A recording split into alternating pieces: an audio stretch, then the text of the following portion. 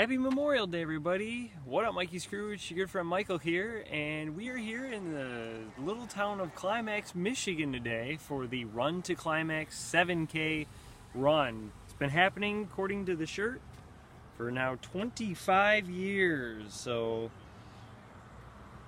it's the anniversary of this race. Started way back in 1993 when I was only 5 years old. And I have not obviously ran all 25, although, you know, I could have. I mean, I'm old enough to do it, but I haven't. I've only been doing it 5 years or so. Yeah, I think I've done this race at least 5 times. I could have done it because I was 7 years old at that year. That's true. So before we get started talking about the race today and the weather and everything, I just want to take a moment to remember why we are able to run this race today on Memorial Day, and that's because of all the sacrifices that the men and women of the armed forces have served our country. So whether that's, you know, taking time, you know, serving by taking time away from their families, or paying the ultimate sacrifice with their lives, defending our country, no matter what conflict that may be, we take this time to salute all those veterans and all those that have lost their lives for our country. And that's why we're able to enjoy our freedom and have events like this today, the Run to Climax 7K, and all the parades that will be taking place today as well, and the memorial services like they had yesterday at Fort Custer Cemetery over in Augusta. So this race is a little unusual because it is a 7K distance. Basically, the race will start. It finishes actually right here on this street, on North Church Street. It finishes right down there where you see those 2 cars. And the start line is actually just down the street behind Kathleen and around the corner. And then which you'll see a little bit. And then we're going to make a left off of that street. It heads down probably about a mile or so. We make another left-hand turn, stay on that street for about a mile. Make another left-hand turn.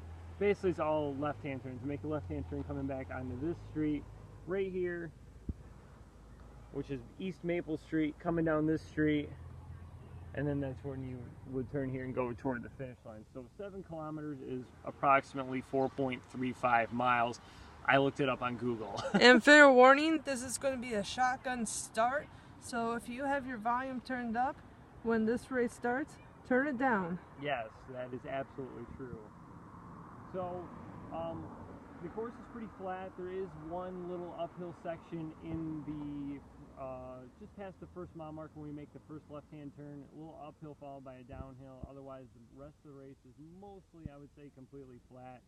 It is going to be in open sunlight for most of the race too. There isn't a lot of shade on the course. There is a little shade by the 2-mile mark, and when you make the second left-hand turn and coming back down this street, there's a little shade as well. Otherwise, it's basically you're baking in the sun, I know, once you get back to the first mile mark and going up that little hill I was talking about. What's also unique about this race too is they don't use chip timing for this race whatsoever. They don't have a hi Addie, how's it going? they don't have a starting mat, they don't have a finishing mat, so no chip timing. They just pull the bottom part off your bib here. They hit, like, right as soon as you cross the line, they hit, like, on their calculator what time you have. Pull this off. They organize it all manually, getting all the times out and what the age group, where you finish in your age group awards wise as well. So that's unique because, you know, races these days, most races these days will do it with, you know, chip timing, where you cross the line, where you finish across the line. It does it all by computer. They do it all manually here. It's one of the only races that I do that they actually still do that. So that's pretty cool, and that is definitely unique. So let's get to the weather forecast for today. We are in for a scorcher. Record highs could be set here in Michigan today. We're looking at maybe 94, 95 degrees. That's not race time temperature. We're in the upper 60s right now, probably going to be getting into the 70s by the time race starts and when the race is going. So make sure when you're on the course, you get to the water stops, you take that water, which I am going to today. I'm not bypassing the water stop. We are grabbing some water to stay hydrated. I've been drinking plenty of water. Hopefully all the other runners have as well. So we'll let you go now. I'm going to get stretched, warmed up, and then we'll see you at the start line for the race. Yeah. Go, Michael.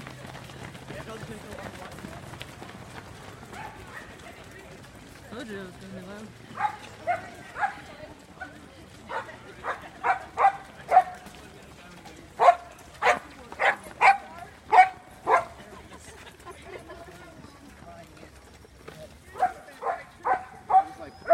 And Frank's just walking as usual. Come on, Frank, move it.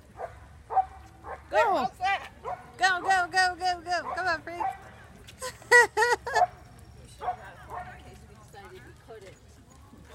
I'll see you at the finish line. There's my Michael. Come on, Michael.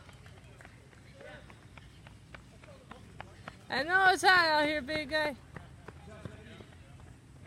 Good job, Michael. Good job.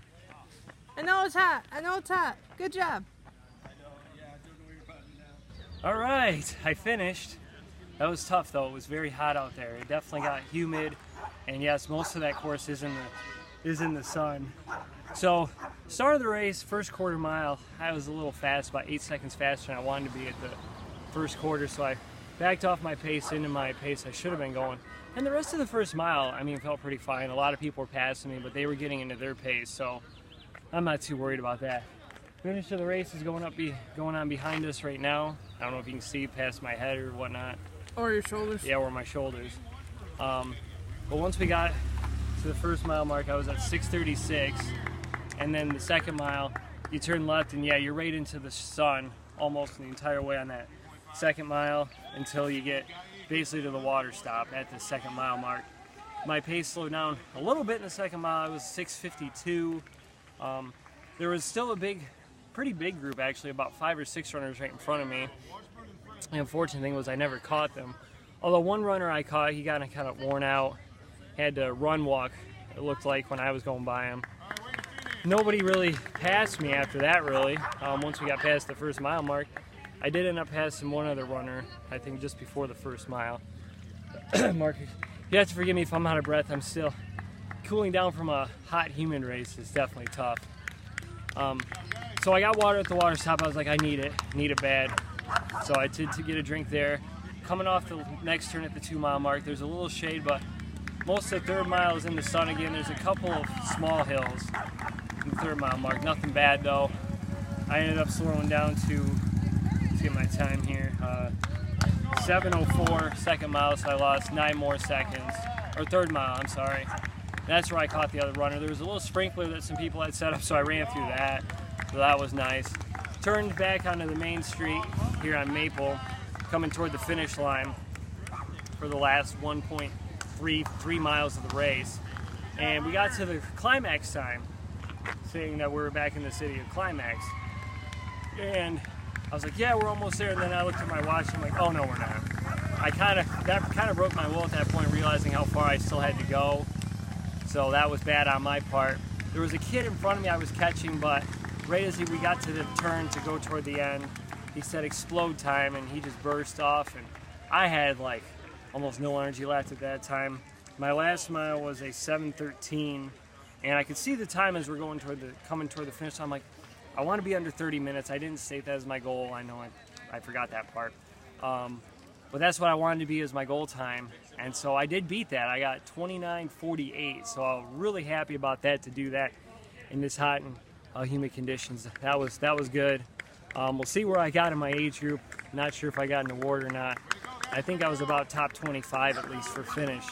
So I mean, overall pretty well. I knew going into it being hot and humid, you know, if I don't get my time, you know, it's not, don't fuss about it. I mean, it's tough running in hot and humid weather, especially when you haven't really trained in it for too many days. I mean, last week was really the first time we'd really been in the hot and humid weather, so I only had about 2 or 3 days of training in it.